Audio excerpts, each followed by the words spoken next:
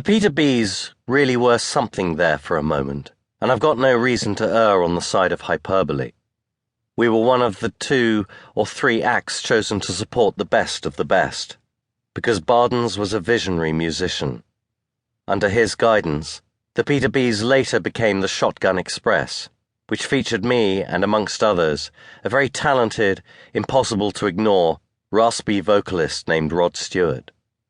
After Bardens was done playing that manner of blues and rock with all of us, in the 1970s he broke new ground as a solo artist, experimenting in the type of synth-based music that laid the groundwork for the electronic music of today.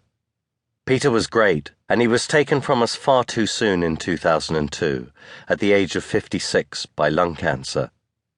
But back then, once he'd put together the Peter Bs, we were booked solid.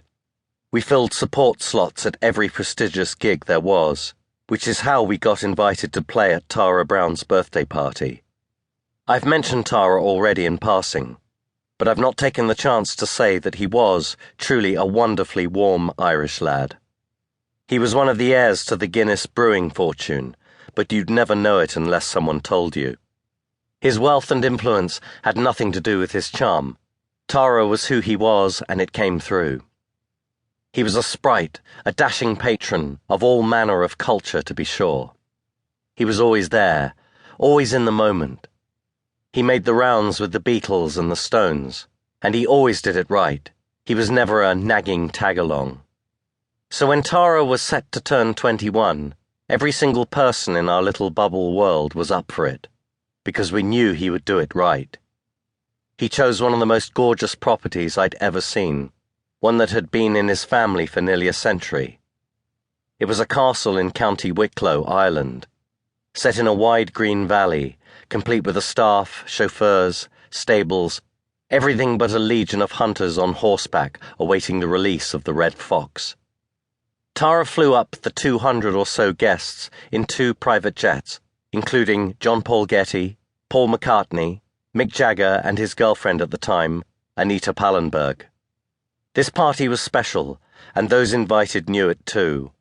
All of us arrived in decadent, splendid costumes, whether they'd been kitted out at thrift stores or bought from a posh boutique. There was a glamour to it all that befit the setting.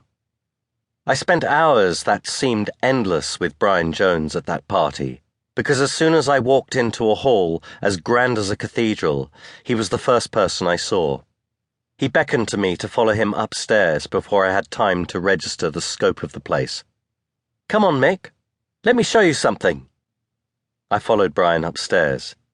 He led me down a hall, looking back to make sure I was with him, smirking in that knowing way of his. He opened a door, and there in the middle of the room was the biggest block of opiated Moroccan hashish I'd ever seen in my entire life. There was nothing else in the room but that hash, a beautiful glass hookah, and a bed. "Is this yours, Brian?" I asked, ogling that massive block of drugs. "Sure it is, Mick. It's mine.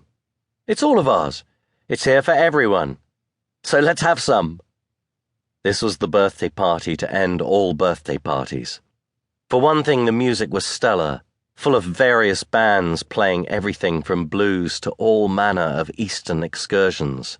In short, every musical genre the English rock and roll scene was currently into. The environment was indulgently magical, with jugglers and people dressed up as goblins and other mythological figures.